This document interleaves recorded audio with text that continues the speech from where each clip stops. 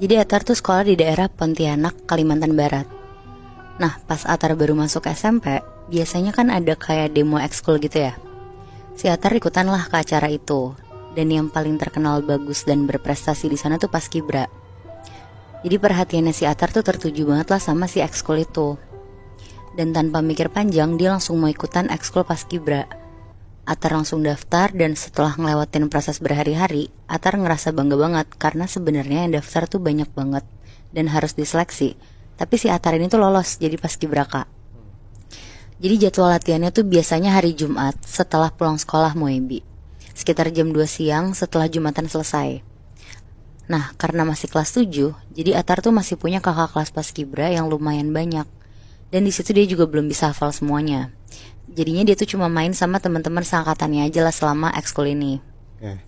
Cuma dari awal ekskul mulai, Atar tuh ngerasa kayak ada satu murid yang gelagatnya tuh aneh banget. Jadi nih ada instruktur paskibranya, kayak pelatihnya gitu ya. Dia tuh lagi ngejelasin gerakannya gitu dan nyontohin buat jalan ke tiang bendera di ujung lapangan.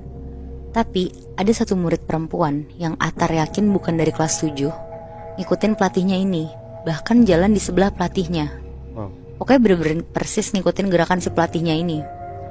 Di situ Atar ngeliatnya tuh aneh banget, tapi dia diem aja. Sampai akhirnya waktu latihan paskib selesai, Atar sama teman-teman kelas 7 tuh langsung pada pulang. Atar yang masih dijemput sama ibunya langsung dadah-dadah ke teman-temannya karena udah dijemput duluan. Langsung deh tuh si Atar masuk mobil. Terus selama perjalanan pulang, Atar ceritalah ke ibunya. Dia tuh seneng banget kalau ikutan paskibra karena seru banget. Tapi pas lagi ngobrol-ngobrol sama ibunya, pas Atar nengok kiri, Atar tuh ngeliat jelas banget Muihbi, murid perempuan yang tadi ngikutin pelatih paskibra, lagi jalan di sebelahnya mobil Atar. Tapi yang bikin kagetnya tuh murid ini jalan dengan keadaan bajunya tuh robek-robek dan mukanya juga berdarah-darah. Ngeliat itu Atar tuh refleks langsung teriak lah ke ibunya nyuruh berhenti, karena si Atar tuh mau nolongin murid itu maksudnya. Tapi pas ibunya nanya kenapa dan Atar bilang mau bantu perempuan itu, ibunya tuh bilang kalau si ibunya ini gak ngeliat siapa-siapa di kiri mobil. Oke. Ngedenger itu tuh Atar kaget banget. Bahkan Atar tuh sampai ngejelasin dengan detail semua ciri-ciri perempuan yang masih bisa dilihat Atar sampai mobil mereka tuh berhenti. Tapi tetap ibunya tuh gak bisa ngeliat juga. Sampai akhirnya ibunya tuh jadi kesel sendiri dan langsung jalanin mobilnya lagi. Ibunya ngegas, terus Atar tuh teriak, "Bu awas, teman Atar di depan mobil." Tapi ibunya yang gak ngeliat apa-apa tetap ngegas dan jalan ke depan. Dari situ Atar tuh sadar Muebi kalau murid atau perempuan yang tadi jalan di sebelah kiri mobil Atar dan yang tadi ngikutin pelatihnya Atar tuh bukan manusia, karena langsung nembus mobil Atar gitu aja. Atar di situ kaget banget karena ini tuh pertama kalinya dia ngeliat secara langsung ada sosok yang tak kasat mata gitulah. Di situ dia langsung diem aja matung dan gak berani ngomong apa-apa ke ibunya. Nah karena di cerita lo tadi tuh dia gak ngeliat kan Bi? Benar, dia cuma ngedenger doang. Pintu belakangnya tuh diketok-ketok. Sama ada suara si kuntilanak itu tuh. Iya benar. Terus sesampainya di rumah, Atar tuh langsung ganti baju, mandi, bersih-bersih, dan tiduran di kasurnya. Dia tuh bengong terus merem benar-benar mikirin sosok perempuan yang tadi dia lihat jelas-jelas pakai seragam sekolah dan kelihatannya tuh kayak murid normal pada umumnya Bi. Di sini tapi Atar tuh nggak takut sama sekali, tapi lebih ke penasaran sosok ini tuh siapa dan kenapa Atar tuh bisa ngeliat dia secara tiba-tiba banget. Akhirnya ya udahlah, besoknya Atar ke sekolah dan dia mulai cerita tuh ke temen deket sebangkunya. Namanya kita sebut aja Rian. Dan akhirnya Atar tuh bilang kalau kemarin tuh aneh banget. Atar ngeliat murid yang ternyata tuh bukan murid, tapi sosok makhluk halus. Tapi ya gimana ya Bi, namanya juga anak baru lulus SD, ngomong begitu kan dikira halu ya. Diketawain langsung lah sama si Rian. Si Atar malah kesel tuh di situ. Terus pas jam istirahat si Atar langsung ke bawah duluan mau jajan ke kantin. Dia ninggalin si Rian di situ. Tapi karena ngelihat kantin penuh banget, akhirnya Atar jalan-jalan dulu tuh muter-muter lantai 1 sekolah. Dia kayak jalan ke arah lobi sekolahnya Muebi. Karena di sana tuh tempat nyimpen piala dari dulu sekolahnya berdiri. Jadi kebayangkan sebanyak apa tuh piala-pialanya. Nah pialanya tuh ada di kanan kiri lobi. Jadi kalau lo berdiri di tengah-tengah lobi, kanan kiri lo tuh bener-bener piala gitu. Terus Atar tuh ngeliat-liat gitu, ada piala apa aja sih dan dari tahun berapa aja. Tapi emang benar mayoritas tuh pialanya piala paskibra. Karena paskibra sekolahnya kan menang terus kan tadi gue bilang. Benar-benar.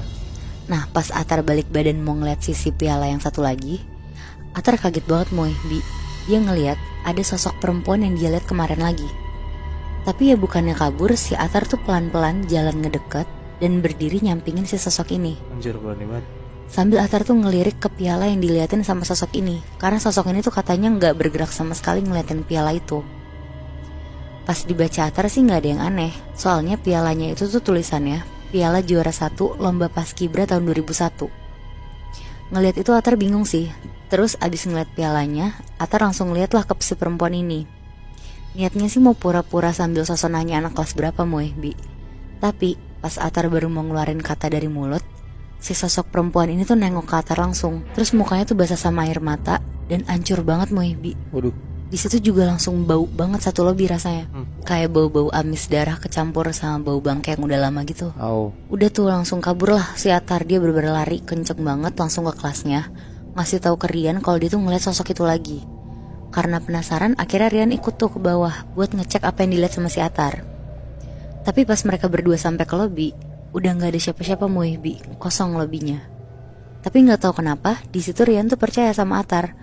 Karena mungkin dia baru pertama kali ngelihat si Atar tuh setakut itu kan. Tapi karena si Rian juga gak lihat apa-apa, akhirnya Rian bilang lah ke Atar buat tenangin diri dulu. Dan besok-besok kalau keliling sekolah bareng si Rian aja, biar dia gak sendirian dan ketakutan. Nah singkat cerita Muibi, seminggu berlalu tuh, gak ada apa-apa akhirnya. Atar udah gak ditampakin juga sama sosok ini. Sampai tiba di hari Atar tuh harus latihan paskibra. Sehabis sholat Jumat, Atar langsung siap-siap ke lapangan buat latihan. Rian yang juga ikut paskibra tuh juga ikutlah ke bawah.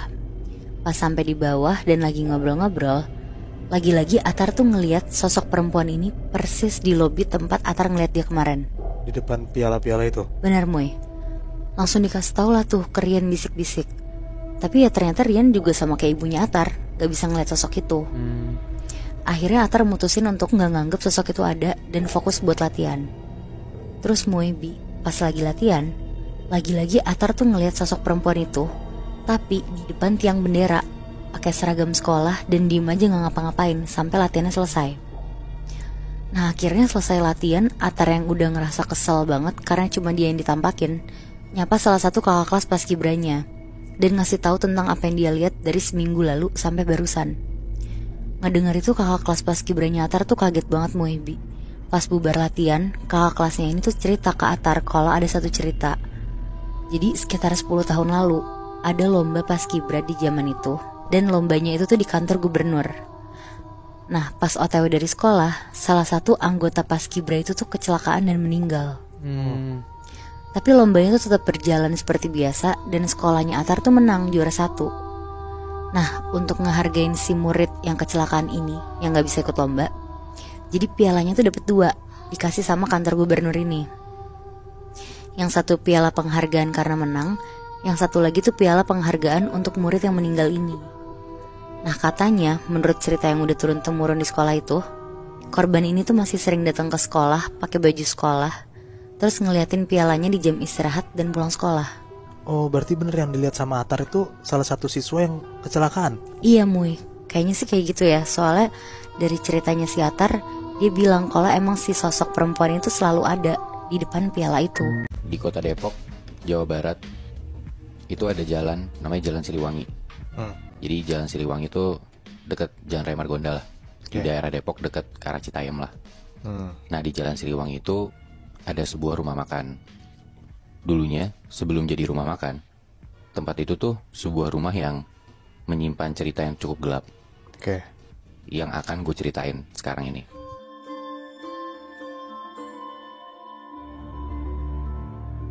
Nah cerita ini tuh gue dapet dari teman gue, sebut aja Helmi namanya. Kejadiannya di tahun 2011, si Helmi ini diajakin sama kenalannya lah, yang mana dulunya sering dia ngasih kerjaan juga. Si bosnya ini ngajak buat bikin bisnis travel agent. Nah mereka bikin bisnis ini bertiga. Ada si Helmi, terus namanya Ata yang jadi bosnya ini, sama Rinto. Nah si Ata ini ya kalau lu bayangin dia lebih senior lah dibanding Helmi sama si Rinto.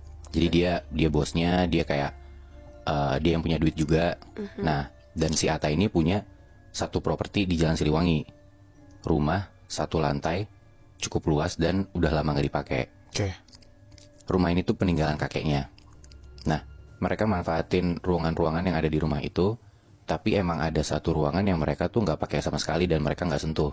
Ruangan yang nggak dipakai ini posisinya tuh ada di sebelah ruangan yang mereka nanti mau pakai jadi ruang meeting.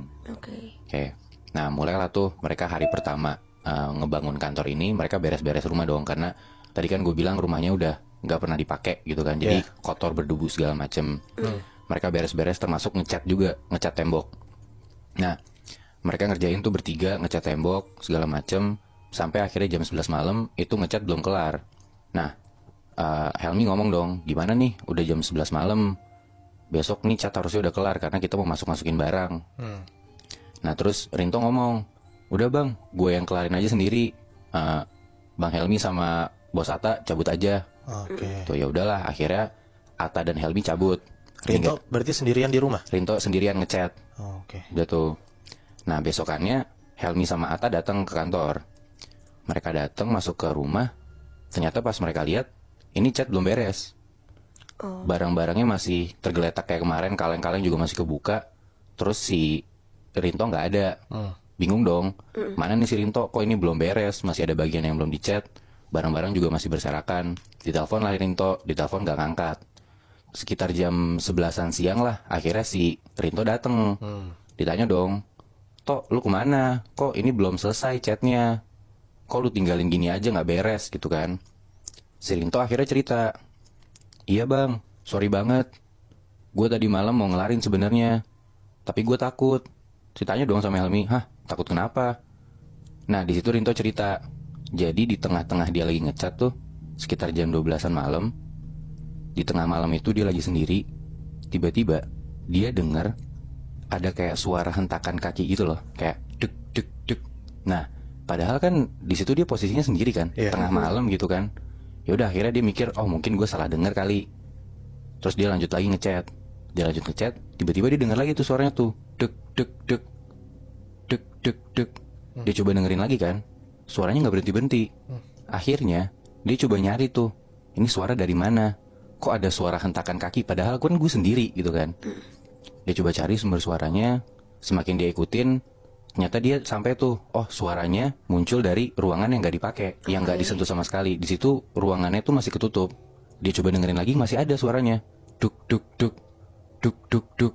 Dia tahu tuh suaranya emang pasti ada di dalam ruangan itu, cuman siapa nggak tahu kan. Akhirnya dia ngeberaniin diri buat ngebuka pintu itu. Dia buka pelan-pelan pintunya. Terus lu tahu apa yang dia lihat? Apa? Dia lihat di ruangan itu ada pocong loncat-loncat. Anjing. Dari situ si Rinto langsung cabut, dia lari. Nah, itu dia yang bikin si Rinto tuh nggak ngelarin kerjaannya dia. Udah diceritain kayak gitu, si bosnya si Atta malah bilang, ya itu mah lu emang jarang sholat aja kali Toh. Si Atta nih kayak ngedinai gitu. Udah kan. Terus semenjak kejadian itu, akhirnya ruangan yang mereka nggak pakai tadi, yang ada si pocongnya itu tuh akhirnya dikunci. Dan emang mereka tetap gak nyentuh sama sekali. Udah tuh, itu baru kejadian pertama. Nah, ada satu hari di situ tuh kondisinya mereka kerja lembur, tapi si kerjaannya Atta udah beres, si bos Atta udah beres, si Helmi belum beres. Nah, karena di rumahnya Helmi ini nggak ada internet, akhirnya Helmi harus lembur sendiri. Di zaman itu tuh, karena kan tahun 2011 mungkin belum banyak orang yang di rumahnya punya internet gitu kan. Makanya kayak, ya gue nggak bisa ngelarin kerjaan gue di rumah, gue harus ngelarin di kantor gue gitu kan. Udah tuh, dia kerja lembur sendirian. Sekitar jam 11-an malam, dia ingat, oh gue belum sholat isya. Ya udah, akhirnya dia sholat lah di ruangan kerjanya dia. Dia ambil wudhu, dia gelar sejadah, dia sholat. Mulai nih, Allahu Akbar. Tiba-tiba, pas dia lagi sholat, lagi berdiri itu, lehernya dia tuh kayak ditiupin gitu. Kayak dingin di lehernya gitu. Lu tahu kan kalau ditiupin gitu. Terus dia masih coba fokus di situ. Dia positive thinking segala macem. Dia coba sholat yang khusyuk. Dia ruku. Terus habis ruku dia berdiri lagi. Tiba-tiba dari samping kupingnya ada yang ngetawain dia. Anjing. Terus di situ dia udah nggak bisa fokus lagi kan. Dia langsung buru-buru kelarin sholat. Dia tutup pintu ruangan kerjanya. Dia balik lagi kerja di mejanya. Dia coba kerja sambil fokus, sambil dia ngidupin lagu biar dia nggak takut.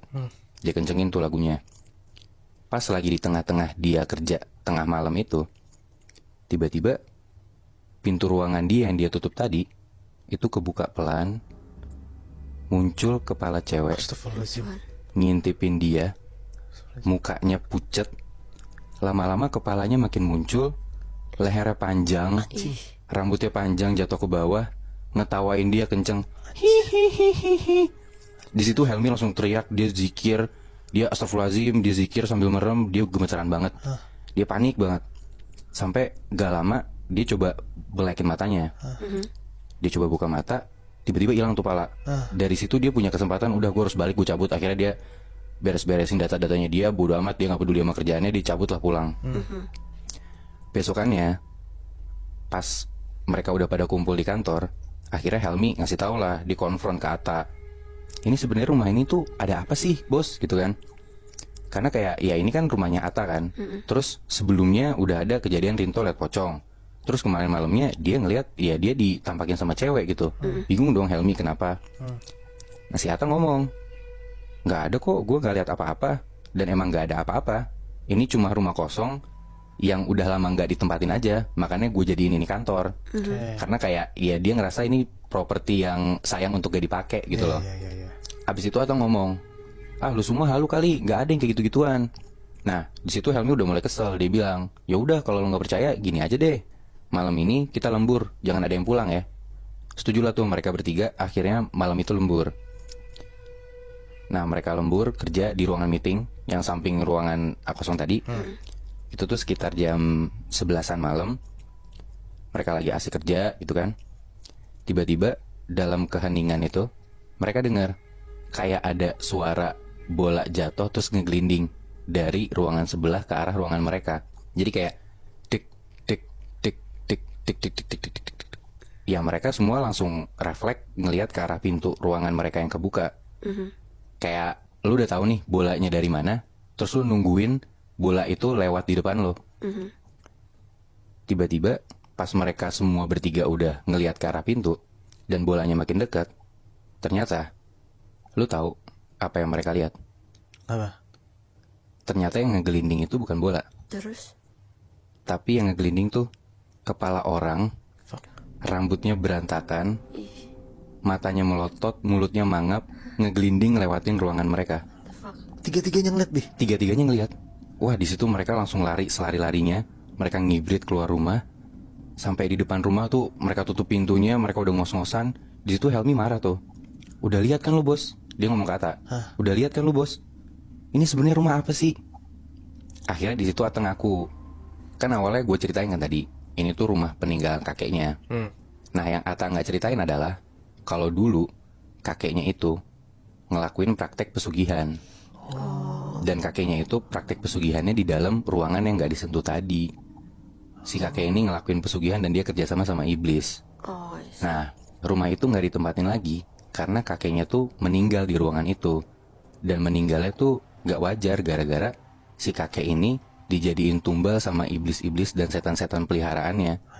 Karena kayak si kakek ini udah tua dan kakek ini tuh gak kuat lagi buat dalam tanda kutip ngasih makan dan ngurusin dan kayak melihara mah. Di sekolah gue tuh ada yang namanya live-in. Live-in itu tuh kayak lu tinggal di suatu desa dan lu ngikutin semua kegiatan di desa itulah. Ini cerita sekolah apa SMA lu atau? Iya pas gue SMA. Kira-kira pas tahun 2019 lah. Oke. Jadi di tahun 2019 itu gue seangkatan, kita tuh live-in di desa. Pas banget di belakang Candi Prambanan. Tapi gue lupa nama desanya apa. Nah, gue pas live-in itu tinggal berdua sama teman gue namanya Audrey. Dan itu tuh beneran desanya yang masih rumah ke rumah pun jaraknya juga jauh, kanan kiri emang hutan dan emang sama sekali nggak ada penerangan. Oh, desaan banget. Masih desa banget. Bahkan sinyal pun nggak ada gitu kan. Nah, jadi di dekat rumah gue tuh cuman ada 3 rumah gitulah. Dari 3 rumah itu gue sama Audrey dan teman-teman gue emang janjian kita mau pergi ke suatu rumah yang emang jauh banget dari tempat gue dan Audrey tinggal karena kita mau kebaktian.